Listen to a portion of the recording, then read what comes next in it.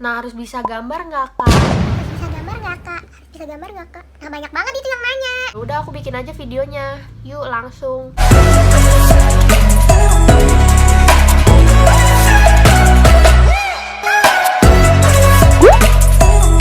Halo guys, balik lagi channel aku Aya. Kali ini aku akan bahas gimana sih caranya masuk kuliah jurusan pendidikan tata busana di UPI.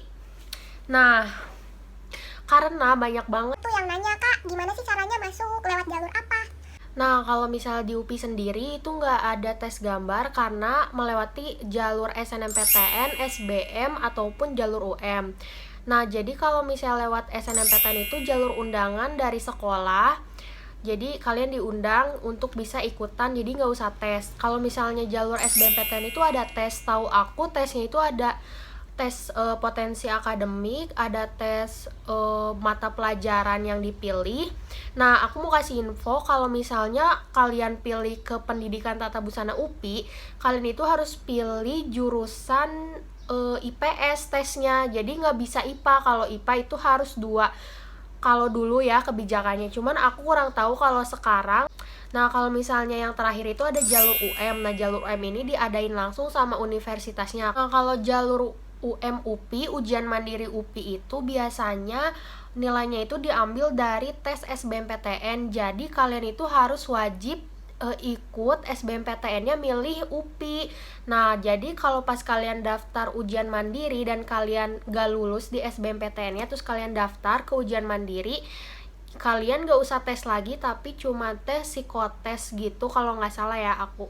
Tapi sekarang juga kalau nggak salah gitu sih. Masuk jurusan pendidikan tata busana itu yang kalian harus persiapin, yaitu kalian belajar dengan giat materi-materi apa yang nanti bakal kalian ikutin tesnya. Jadi biar kalian itu lolos dan masuk ke jurusan pendidikan tata busana. Nah, tips lain dari aku, kalian tuh harusnya prepare sih kalau misalnya mau masuk jurusan pendidikan tata busana, karena nanti tuh ada skill jahit. Jadi kita tuh nanti belajar jahit, karena dulu aku tuh kaget banget masuk jurusan pendidikan tata busana.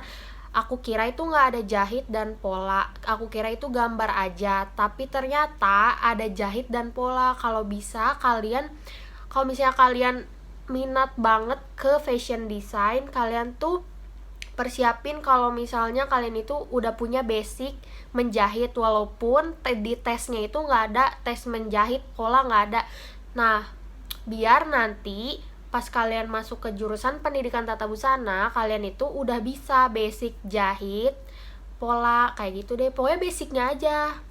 Nah, kecuali kalau misalnya kalian anak SMK busana yang udah bisa, nah itu gak apa-apa banget, itu kalian sangat beruntung, karena di kampus bakalan dipelajarin lagi materi-materi itu bahkan lebih dalam. Dari pengalaman aku sendiri, masuk jurusan pendidikan tata busana UPI itu gak mudah, karena harus melewati jalur tes yang ya lumayan susah menurut aku.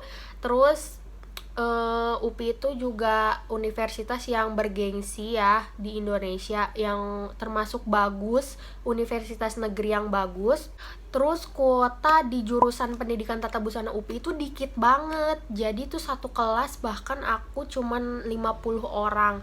Nah, jadi satu angkatan itu cuman 50 orang diterimanya, coba. Dan itu tuh dari 3 jalur, dari SNM, SBM, dan UM. Alhamdulillahnya aku beruntung diterima di jalur yang paling terakhir di UM.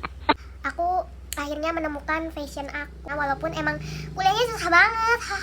Oke, susah, kuliahnya susah. Di next video aku bakalan kasih tahu ke kalian apa aja sih yang dipelajarin di pendidikan tata busana UPI, terus mata kuliahnya tuh apa aja. Nah, aku bakal kasih tahu nanti di video selanjutnya. Sekian dulu video dari aku hari ini, semoga membantu kalian.